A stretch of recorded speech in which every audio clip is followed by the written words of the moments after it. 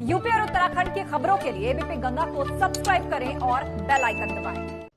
बिहार के गवर्नर श्री फागू चौहान जी, बिहार के मुख्यमंत्री श्रीमान नीतीश कुमार जी, केंद्रीय मंत्रिमंडल के मेरे सहयोगी श्री रविशंकर जी, वीके सिंह जी, आरके सिंह जी, बिहार के डिप्टी सीएम भाई सुशील जी, अन्य मंत्रीगण, सांसद और विधायकगण और मेरे प्यारे भाई और बहनों, आज बिहार की विकास यात्रा का एक और अहम दिन है। अब से कुछ देर पहले बिहार में कनेक्टिविटी को बढ़ाने वाली 9 परियोजनाओं का शिलान्यास किया गया है। इन परियोजनाओं में हाईवे को 4 लेन और 6 लेन बनाने का और नदियों पर 3 बड़े पुलों के निर्माण का काम शामिल है। इन परियोजनाओं के लिए बिहार के लोगों को बहुत बहुत बधाई देता हूं। साथियों, आज का दिन बिहार के लिए तो अहम है ही, ये पूरे देश के लिए भी बहुत बड़ा दिन है। युवा भारत के लिए बहुत बड़ा दिन है। आज भारत अपने गांवों को आत्मनिर्भर भारत का मुख्य आधार बनाने के लिए भी एक बड़ा कदम उठा रहा है। और खुशी ये है कि इसकी शुरुआत, कार्यक्रम पूरे देश में है, लेकिन इसकी शुरुआत आज बिहार से ही हो रही है। इस योजना के तहत 1000 दिनों में देश के 6 लाख गांवों को ऑप्टिकल फाइबर से जोड़ा जाएगा। मुझे विश्वास है कि नीतीश जी के सुशासन में दृढ़ निश्चय के साथ आगे बढ़ते बिहार में इस योजना पर भी तेजी से काम होगा। साथियों, भारत के गांवों में इंटरनेट का उपयोग करने वालों की संख्या कभी शहरी लोगों से ज्यादा हो जाएगी, ये कुछ साल पहले तक सोचना भी मुश्किल था। गांव की महिलाएं, किसान, गांव के युवा भी इतनी आसानी से इंटरनेट का इस्तेमाल करेंगे, इस पर भी बहुत लोग सवाल उठाते थे। लेकिन अब ये सारी स्थितियां बदल चुकी है। आज भारत डिजिटल ट्रांजैक्शन करने वाले दुनिया के सबसे अग्रणी देशों की कतार में है। अगस्त के ही आंकड़ों को देखें, सिर्फ अगस्त के, तो इस दौरान लगभग 3 लाख करोड़ रुपए का लेन देन यूपीआई के माध्यम से हुआ, मोबाइल फोन के माध्यम से हुआ। कोरोना के इस समय में डिजिटल भारत अभियान ने देश के सामान्य जन की बहुत मदद की है। साथियों, इंटरनेट का इस्तेमाल बढ़ने के साथ साथ अब ये भी जरूरी है कि देश के गांवों में अच्छी क्वालिटी, तेज रफ्तार वाला इंटरनेट भी हो। सरकार के प्रयासों की वजह से देश की करीब 1.5 लाख पंचायतों तक फाइबर ऑप्टिकल फाइबर पहले ही पहुंच चुका है। यही नहीं, बीते 6 साल में देश भर में 3 लाख से अधिक कॉमन सर्विस सेंटर भी ऑनलाइन जोड़े गए हैं। अब यही कनेक्टिविटी देश के हर गांव तक पहुंचाने के लक्ष्य के साथ देश आगे बढ़ रहा है। जब गांव-गांव में तेज इंटरनेट पहुंचेगा तो गांव में पढ़ाई आसान होगी। गांव के बच्चे, हमारे ग्रामीण युवा भी एक क्लिक पर दुनिया की किताबों तक, तकनीक तक आसानी से पहुंच पाएंगे। यही नहीं, टेली मेडिसिन के माध्यम से अब दूर सुदूर के गांवों में भी सस्ता और प्रभावी इलाज गरीब को घर बैठे ही दिलाना संभव हो पाएगा। आपको मालूम है, पहले अगर रेलवे में कहीं आरक्षण करना होता था तो गांव से शहर जाना पड़ता था, कतार में खड़ा रहना होता था और रेलवे का आरक्षण के लिए हमें जाना पड़ता था। आज कॉमन सर्विस सेंटर में जाकर के अपने ही गांव में आप रेलवे का रिजर्वेशन, कहीं और जाना है तो उसका रिजर्वेशन आसानी से करा सकते। क्यों? इंटरनेट की सुविधा। हमारे किसानों को भी इसका बहुत बड़ा लाभ मिलेगा। इससे किसानों को खेती से जुड़ी हर आधुनिक तकनीक, नई फसलों, नए बीजों, नए तौर तरीकों और बदलते मौसम की जानकारी रियल टाइम में मिलनी संभव हो पाएगी। यही नहीं, अपनी उपज के व्यापार कारोबार को पूरे देश और दुनिया में पहुंचाने में भी उनको ज्यादा सुविधा होगी। एक प्रकार से गांव को अब शहरों की ही तरह हर सुविधा घर बैठे मिले, इसके लिए जरूरी इंफ्रास्ट्रक्चर तैयार किया जा रहा है।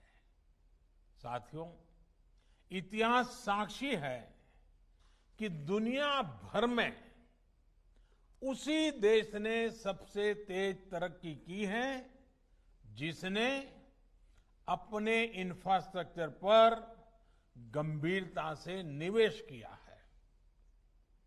लेकिन भारत में दशकों तक ऐसा रहा कि इंफ्रास्ट्रक्चर के बड़े और व्यापक बदलाव लाने वाले प्रोजेक्ट पर उतना ध्यान नहीं दिया गया। बिहार तो इसका बहुत बड़ा भुक्तभोगी रहा है। साथियों, ये अटल जी की सरकार थी सबसे पहले जिसने इंफ्रास्ट्रक्चर को राजनीति का, विकास की योजनाओं का प्रमुख आधार बनाया था। नीतीश जी तो तब उनकी ही सरकार के रेल मंत्री थे। उन्हें इसका और ज्यादा अनुभव है। उन्होंने गवर्नेंस में उस बदलाव को और करीब से देखा है। साथियों, इंफ्रास्ट्रक्चर से जुड़े प्रोजेक्ट पर अब जिस स्केल पर काम हो रहा है, जिस स्पीड पर काम हो रहा है, वो अभूतपूर्व है। 2014 से पहले की तुलना में आज हर रोज 2 गुनी से भी तेज गति से हाईवे बनाए जा रहे हैं। हाईवे निर्माण पर होने वाले खर्च में भी 2014 से पहले की तुलना में लगभग 5 गुना बढ़ोतरी की गई है। आने वाले 4-5 सालों में इंफ्रास्ट्रक्चर पर 110 लाख करोड़ रुपए से ज्यादा खर्च करने का लक्ष्य रखा गया है। 110 लाख करोड़, इसमें से भी 19 लाख करोड़ रुपए से अधिक के प्रोजेक्ट सिर्फ हाईवे से जुड़े हैं। साथियों, रोड और कनेक्टिविटी से जुड़े इंफ्रास्ट्रक्चर को विस्तार देने के इन प्रयासों का बिहार को भी भरपूर लाभ हो रहा है। पूर्वी भारत पर मेरा विशेष ध्यान है। 2015 में घोषित पीएम पैकेज के तहत 3000 किलोमीटर से अधिक के नेशनल हाईवे प्रोजेक्ट की घोषणा की गई थी। इसके अलावा भारतमाला प्रोजेक्ट के तहत भी लगभग 650 किलोमीटर नेशनल हाईवे का निर्माण किया जा रहा है। आज बिहार में नेशनल हाईवे ग्रिड को गति दी जा रही है।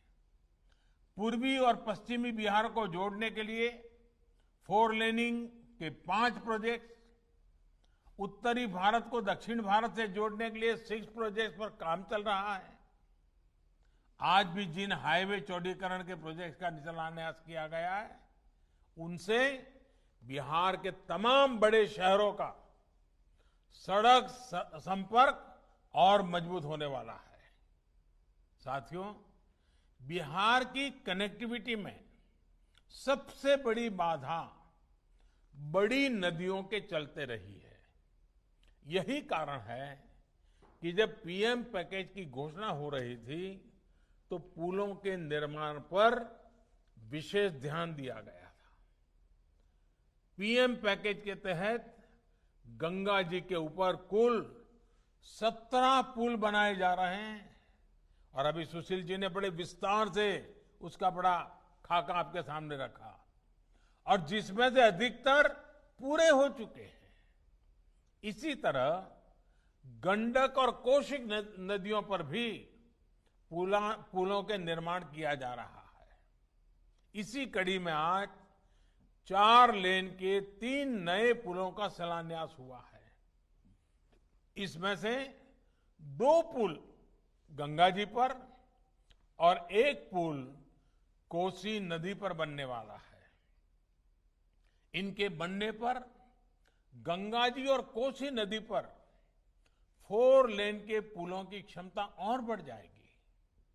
साथियों, बिहार की लाइफलाइन के रूप में हम सब जानते हैं मशहूर महात्मा गांधी सेतु,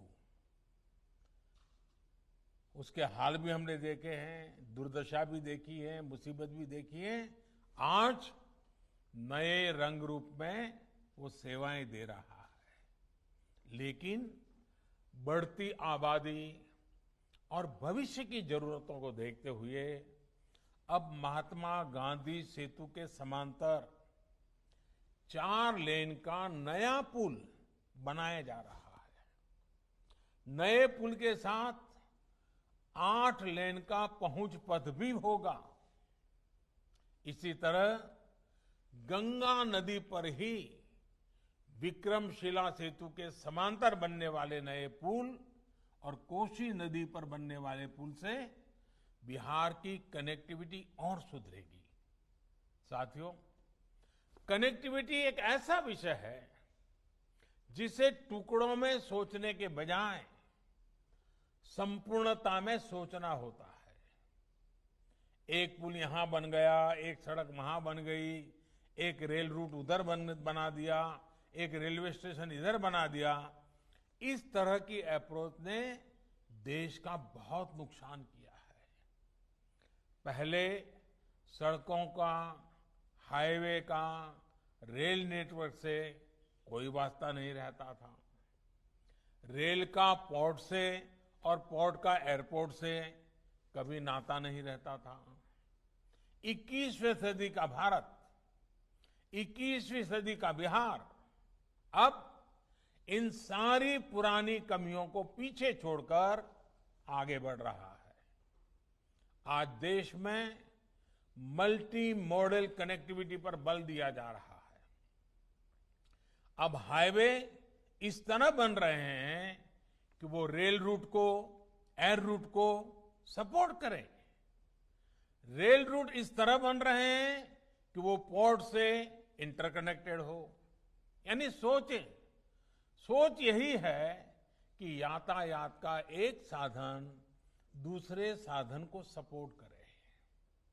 इससे लॉजिस्टिक को लेकर भारत में जो समस्याएं रही है वो भी बहुत हद तक दूर हो जाएगी। साथियों, इंफ्रास्ट्रक्चर के विकास के सबसे ज्यादा लाभ समाज के सबसे कमजोर वर्ग को होता है, गरीब को होता है। इससे हमारे किसानों को भी बहुत अधिक लाभ होता है। किसानों को अच्छी सड़कें मिलने से, नदियों पर पुल बनने से खेत और शहरों के मार्केट की दूरी कम हो जाती है।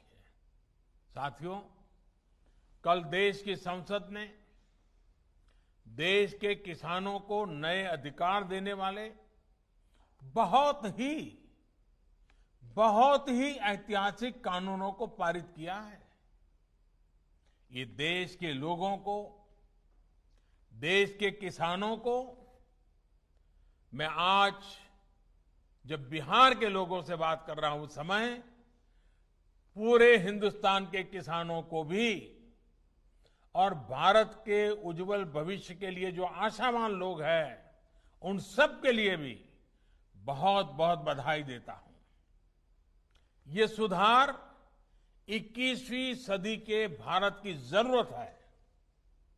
साथियों, हमारे देश में अब तक उपज और बिक्री की जो व्यवस्था चली आ रही थी, जो कानून थे, उसने किसानों के हाथ पांव बांधे हुए थे। इन कानूनों की आड़ में देश में ऐसे ताकतवर गिरोह पैदा हो गए थे जो किसानों की मजबूरी का फायदा उठा रहे थे। आखिर ये कब तक चलता रहता? और इसलिए इस व्यवस्था में बदलाव करना आवश्यक था और ये बदलाव हमारी सरकार ने करके दिखाया है। नए कृषि सुधारों ने देश के हर किसान को ये आजादी दी है कि वो किसी को भी कहीं पर भी अपनी फसल, अपने फल सब्जियां अपनी शर्तों पर बेच सकता है। अब उसे अपने क्षेत्र की मंडी के अलावा भी कई और विकल्प मिल गए हैं। अब उसे अगर मंडी में ज्यादा लाभ मिलेगा तो वहां मंडी में जाकर अपनी फसल बेचेगा। मंडी के अलावा कहीं और से ज्यादा पैसा मिलता है, ज्यादा लाभ मिलता है तो वहां जाकर के बेचेगा। उसकी सारे बंधनों से मुक्ति दिलाने के कारण ये संभव होगा। अब सवाल ये कि आखिर इससे फर्क क्या पड़ेगा? आखिर इससे किसान को क्या फायदा होगा? आखिर ये फैसला किस तरह किसानों की आर्थिक स्थिति को बदलने में बहुत मददगार साबित होगा?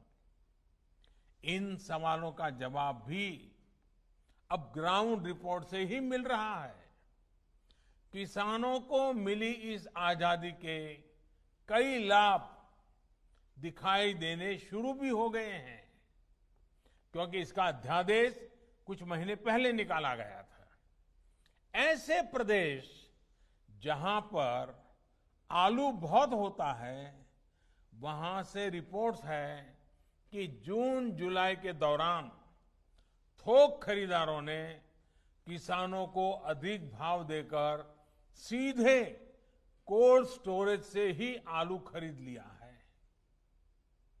बाहर किसानों को आलू के ज्यादा दाम मिले तो इसकी वजह से जो किसान मंडियों में आलू लेकर पहुंचे थे, आखिर दबाव में आने के कारण, बाहर बड़ा ऊंचा मार्केट होने के कारण मंडी के लोगों को भी किसानों को ज्यादा दाम देना पड़ा। इसी तरह मध्य प्रदेश और राजस्थान से, वहां से जो रिपोर्ट मिली है कि वहां पर तेल मिलों ने किसानों को सीधे 20 से 30% ज्यादा देकर सरसों की खरीदी की है। मध्य प्रदेश, उत्तर प्रदेश, छत्तीसगढ़, पश्चिम बंगाल ऐसे राज्यों में दालें बहुत होती हैं। इन राज्यों में पिछले साल की तुलना में 15 से 25% तक का ज्यादा दाम सीधे किसानों को मिले हैं। दाल मिलों ने वहां भी सीधे किसानों से खरीद की है, सीधे उन्हें ही भुगतान किया है। अब देश अंदाजा लगा सकता है कि अचानक कुछ लोगों को जो दिक्कत होनी शुरू हुई है वो क्यों हो रही है। कई जगह ये भी सवाल उठाया जा रहा है कि अब कृषि मंडियों का क्या होगा। क्या कृषि मंडियां बंद हो जाएगी? क्या वहां पर खरीद बंद हो जाएगी? जी नहीं, ऐसा कतई नहीं होगा। और मैं यहां स्पष्ट कर देना चाहता हूं कि ये कानून, ये बदलाव कृषि मंडियों के खिलाफ नहीं है। कृषि मंडियों में जैसे काम पहले होता था वैसे ही अब भी होगा। बल्कि ये हमारी ही एनडीए सरकार है जिसने देश की कृषि मंडियों को आधुनिक बनाने के लिए निरंतर काम किया है। कृषि मंडियों के कार्यालयों को ठीक करने के लिए, वहां का कंप्यूटराइजेशन कराने के लिए पिछले 5-6 साल में से देश में बहुत बड़ा अभियान चल रहा है। इसलिए जो ये कहता है कि नए कृषि सुधारों के बाद कृषि मंडियां समाप्त हो जाएगी, तो वो किसानों से सरासर झूठ बोल रहा है। साथियों, बहुत पुरानी कहावत है कि संगठन में शक्ति होती है। कृषि सुधार से जुड़ा दूसरा कानून इसी से प्रेरित है। आज हमारे यहां 85% से ज्यादा किसान ऐसे हैं जो बहुत थोड़ी सी जमीन उनके पास है। किसी के पास 1 एकड़, किसी के पास 2 एकड़, किसी के पास 1 हेक्टेयर, किसी के पास 2 हेक्टेयर। सब छोटे किसान हैं। छोटी सी जमीन पर खेती करके अपना गुजारा करता है। इस वजह से इनका खर्च भी बढ़ जाता है और उन्हें अपनी थोड़ी सी उपज बेचने पर सही कीमत भी नहीं मिलती है। लेकिन जब किसी क्षेत्र के ऐसे किसान अगर एक संगठन बनाकर यही काम करते हैं तो उनका खर्च भी कम होता है और सही कीमत भी सुनिश्चित होती है। बाहर से आए खरीदार इन संगठनों से बाकायदा समझौता करके सीधे उनकी उपज खरीद सकते हैं। ऐसे में किसानों के हितों की रक्षा के लिए ही दूसरा कानून बनाया गया है। एक ऐसा अनोखा कानून है जहां किसान के ऊपर कोई बंधन नहीं होगा। किसान के खेत की सुरक्षा, उसकी जमीन की मालिकी की सुरक्षा, किसान को अच्छे बीज, किसान को अच्छी खाद, सभी की जिम्मेदारी जो किसान के साथ कॉन्ट्रैक्ट करेगा उस खरीदार की होगी। किसान से जो समझौता करेगा उस समझौता करने वाले की होगी। साथियों, इन सुधारों से कृषि में निवेश बढ़ेगा, किसानों को आधुनिक टेक्नोलॉजी मिलेगी, किसानों के उत्पाद और आसानी से अंतर्राष्ट्रीय बाजार में पहुंचेंगे। मुझे बताया गया है कि यहां बिहार में हाल ही में 5 कृषि उत्पादक संघों ने मिलकर चावल बेचने वाली एक बहुत मशहूर कंपनी के साथ एक समझौता किया है।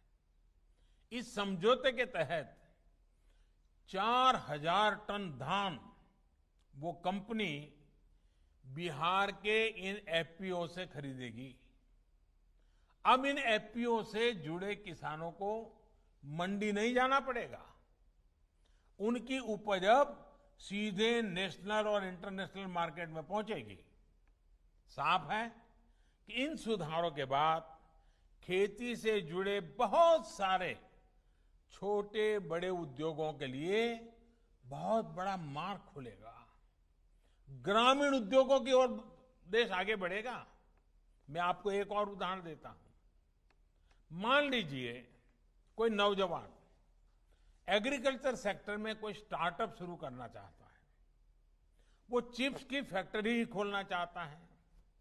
अभी तक ज्यादातर जगह होता यह था कि पहले उसे मंडी में जाकर आलू खरीदने होते थे, फिर वो अपना काम शुरू कर पाता था। लेकिन अब वो नौजवान जो नए नए सपने लेकर के आया है, वो सीधे गांव के किसान के पास जाकर उससे आलू के लिए समझौता कर सकेगा। वो किसान को बताएगा कि मुझे इस क्वालिटी का आलू चाहिए, इतना आलू चाहिए। वो किसान को अच्छी क्वालिटी के आलू पैदा करने में हर तरह की तकनीकी सहायता भी करेगा। साथियों, इस तरह के समझौतों का एक और पहलू है। आपने ये देखा होगा कि जहां डेयरी होती है, वहां आसपास के पशुपालकों को दूध बेचने में आसानी तो होती है। डेयरियां भी पशुपालकों का, उनके पशुओं का ध्यान रखती है। पशुओं का सही समय पर टीकाकरण हो, उनके लिए सही तरह के शेड बने, पशुओं को अच्छा आहार मिले, पशु बीमार हो जाए तो उनका डॉक्टर पहुंच जाए। और मैं तो गुजरात में रहा हूं, मैंने देखा है डेयरी कैसे पशुओं को संभालती है। बड़ी डेयरी दूध उत्पादक उन तक जाकर के किसानों की मदद करती है। और इन सब के बाद भी ये बड़ी महत्वपूर्ण बात है, ये जो दूध खरीदने का काम है वो तो डेयरी कर लेती है, लेकिन पशु का मालिक तो पशुपालक या किसान ही रहता है। पशु का मालिक कोई और नहीं बनता है। वैसे ही जमीन का मालिक किसान ही रहेगा। ऐसे ही बदलाव अब खेती में भी होने का मार्ग खुल गया है। साथियों, ये भी जग जाहिर रहा है कि कृषि व्यापार करने वाले हमारे साथियों के सामने एसेंशियल कमोडिटी एक्ट के कुछ प्रावधान हमेशा आड़े आते रहे हैं। बदलते हुए समय में इसमें भी बदलाव किया है। दालें, आलू, खाद्य तेल, प्याज जैसी चीजें अब इस एक्ट के दायरे से बाहर कर दी गई है। अब देश के किसान बड़े बड़े स्टोर हाउस में, कोल्ड स्टोरेज में इनका आसानी से भंडारण कर पाएंगे। जब भंडारण से जुड़ी कानूनी दिक्कतें दूर होगी तो हमारे देश में कोल्ड स्टोरेज का भी नेटवर्क और विकसित होगा, उसका और विस्तार होगा। साथियों, कृषि क्षेत्र में इन ऐतिहासिक बदलावों के बाद, इतने बड़े व्यवस्था परिवर्तन के बाद, कुछ लोगों को अपने हाथ से नियंत्रण जाता हुआ दिखाई दे रहा है। इसलिए अब ये लोग एमएसपी पर किसानों को गुमराह करने में जुटे हैं। ये वही लोग हैं जो बरसों तक एमएसपी पर स्वामीनाथन कमेटी की सिफारिशों को अपने पैरों के नीचे दबाकर बैठे रहे। मैं देश के प्रत्येक किसान को इस बात का भरोसा देता हूं कि एमएसपी की व्यवस्था जैसे पहले चलती आ रही थी, वैसे ही चलती रहने वाली है। इसी तरह हर सीजन में सरकारी खरीद के लिए जिस तरह अभियान चलाया जाता है, वो भी पहले की तरह चलते रहेंगे। साथियों, किसानों को एमएसपी देने और सरकारी खरीद के लिए जितना काम हमारी सरकार ने किया है वो पहले कभी नहीं किया गया। बीते 5 साल में जितनी सरकारी खरीद हुई है और 2014 से पहले के 5 साल में जितनी सरकारी खरीदी हुई है उसके आंकड़े देखोगे तो कौन सच बोल रहा है, कौन किसानों के लिए काम कर रहा है, कौन किसानों के भलाई के लिए काम कर रहा है, इसकी गवाही वहीं से मिल जाएगी। मैं अगर दलहन और तिलहन की ही बात करूं तो पहले की तुलना में दलहन और तिलहन की सरकारी खरीद करीब करीब 24 गुना अधिक हो की गई है। 24 गुना अधिक। इस साल कोरोना संक्रमण के दौरान भी रबी सीजन में किसानों से गेहूं की रिकॉर्ड खरीदी की गई है। इस साल रबी में गेहूं, धान, दलहन और तिलहन को मिलाकर किसानों को 1,13,000 करोड़ रुपए एमएसपी पर दिया गया है। ये राशि भी पिछले साल के मुकाबले 30% से ज्यादा है। यानी कोरोना काल में न सिर्फ रिकॉर्ड सरकारी खरीद हुई बल्कि किसानों को रिकॉर्ड भुगतान भी किया गया है।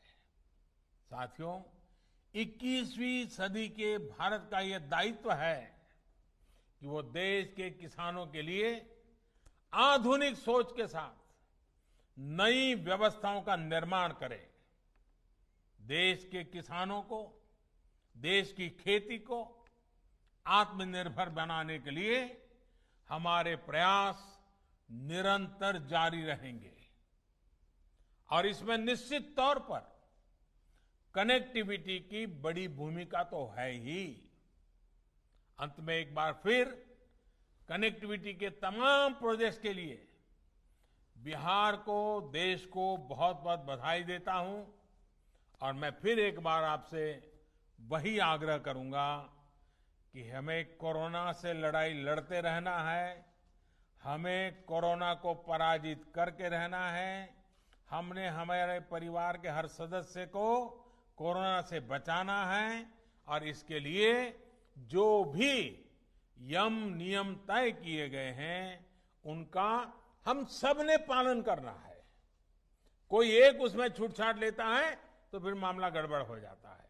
हम सब ने पालन करना है। मैं फिर एक बार मेरे बिहार के प्यारे भाइयों बहनों को बहुत बहुत धन्यवाद देता हूं। नमस्कार।